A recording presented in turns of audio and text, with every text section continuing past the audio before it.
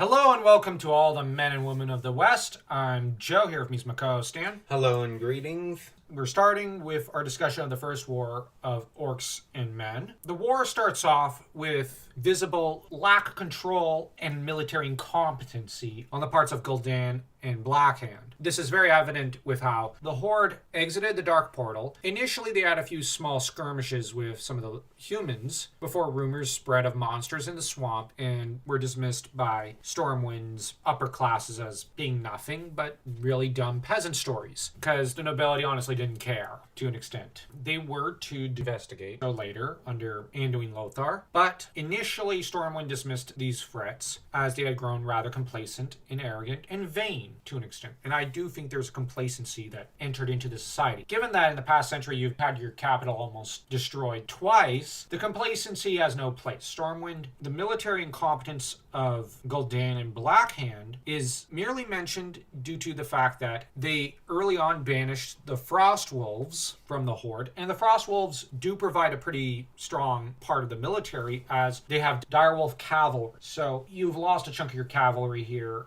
And while Durotan is a middling leader in terms of military matters, to banish his Frost Wolves is a really, really dumb decision militarily, especially as you are undertaking massive military conquests. It doesn't matter if you have the undead with you or if you have the fell. You do need as many men in war as possible. Gul'Dan has a very short-sighted side. As for Blackhand, he doesn't seem very bright. To alienate Durotan at this time severely weakens the Horde. And this was retconned in later on because there was an attempt to build up Durotan as a much more important character than what he was previously in the Legendarium of Warcraft. I'm just pointing this out. Durotan would be respected not as a great war guy like Orgrim Doomhammer, and if you're alienating the strong military behind him, this doesn't make you look good, and your men are going to wonder if you're really all that smart. Yes, Durotan's not the most fierce guy. He's actually a bit of a joke in terms of warrior ethos. But we have to bear in mind the guy behind him is Orgrim Doomhammer. Durotan answers to Doomhammer, and to an extent one can regard this as an attempt to politically weaken Doomhammer to make him more dependent on Gul'Dan and Blackhand. On the other hand, under Doomhammer's commands, the Frostwolves are probably a fairly successful military force. To alienate Durotan to such an extent that he goes, you know what, no, I'm not doing this anymore, I'm going off on my own, and to banish him, yeah, I get a sense that it's the two politicians trying to attack the general. It's basically the Senate versus Caesar, but time and place. You can't do that when you're about to undertake a war. But the trouble with Gul'Dan is he is very, very arrogant. As for Blackhand, that said, the only reason anyone follows him is because they are afraid of Gul'Dan. Nobody's afraid of Blackhand. He's a joke. It's Gul'Dan they fear. And with good reason. Gul'Dan is very, very powerful. That said, Blackhand would end up deciding to push north and west, far into Stormwind's territory, and probably also to give chase after Durotan, who fled north. So he's chasing two enemies here, Stormwind and the Frostwolves, and kind of Orgrim Doomhammer. This is such terrible policy making.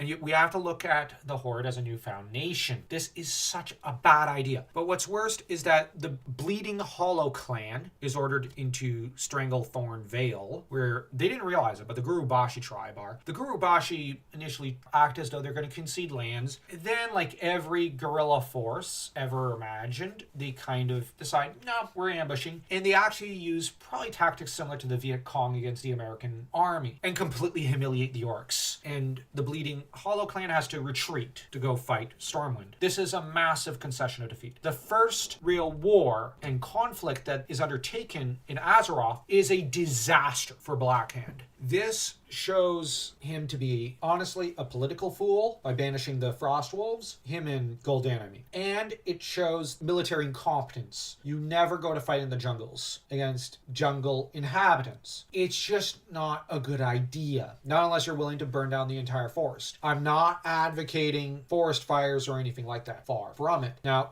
unless you're willing to burn down the whole place, don't even go in, is my military advice. But Blackhand and Gul'Dan, I don't even know what they're thinking strategically here. It's as though they have no great strategic vision, but just see it as, we're going to meat grind the enemy. We're going to throw wave after wave of men. In the immortal words of Zap Brannigan, it's no wonder these two kind of lost war. And it's no wonder that the Horde, I think already, are probably losing faith in these two, because clearly they're not scouting properly. They're not considering who their allies are. Basically, we're getting some blunders on both sides. Stormwind is not taking these stories from the peasants seriously enough, while Gul'dan and Blackhand are not scouting and not compromising within their forces with their vassals well enough. The Horde is newly minted. The leaders should not be pushing their luck, but they're just trying to run before they can walk. I'm trying to wrap my head. Okay, you alienated Dorotan and you kicked him out. That's not smart. I think, yeah, if they are chasing him, it's probably because they don't want the Frostwolves siding with Stormwind. But my argument is, don't create the situation where that is a possibility, because only bad leaders cause revolts within their ranks. We are seeing that Gul'dan and Blackhand are not good leaders for the Horde. And this is why everyone should vote for Doomhammer, because Doomhammer for president. I mean, for leader of the Horde.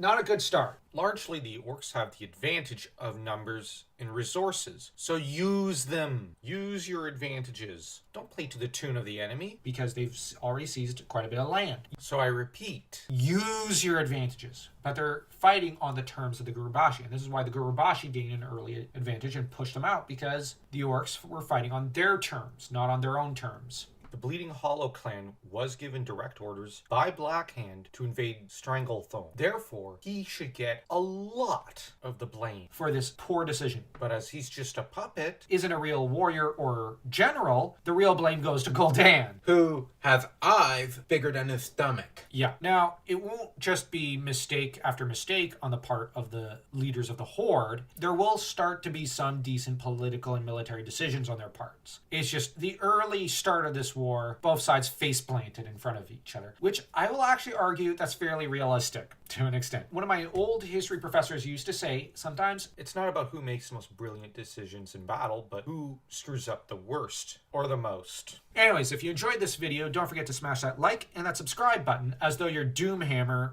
taking down Blackhand.